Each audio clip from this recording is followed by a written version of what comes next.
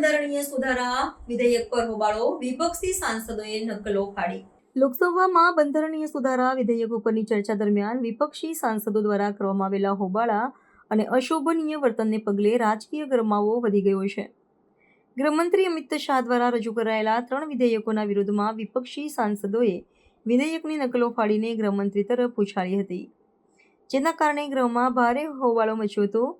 આ ઘટના ત્યારે બની જ્યારે ગૃહમંત્રી અમિત શાહ ગંભીર ગુનાહિત આરોપોમાં ધરપકડ કરાયેલા પ્રધાનમંત્રી, મુખ્યમંત્રીઓ અને મંત્રીઓને પદ પરથી હટાવવા સંબંધિત બંધારણીય સુધારા વિધેયકો રજૂ કર્યા હતા. વિપક્ષે આ વિધેયકોને બંધારણ વિરોધી ગણાવીને તેનો સખત વિરોધ કર્યો હતો. કોંગ્રેસ, તૃણમૂલ કોંગ્રેસ અને AIMIM સહિતના વિપક્ષી દળોના સભ્યોએ ગૃહના મધ્યમાં આવીને સૂત્રોચ્ચાર કર્યા હતા અને વિધેયકની નકલો ફાડી હતી. ગૃહમાં વિપક્ષના વર્તન બાદ ગૃહમંત્રી અમિત શાહે અન્ય વરિષ્ઠ મંત્રીઓ સાથે લોકસભા અધ્યક્ષ ઓમ બિરલા સાથે મુલાકાત કરી હતી.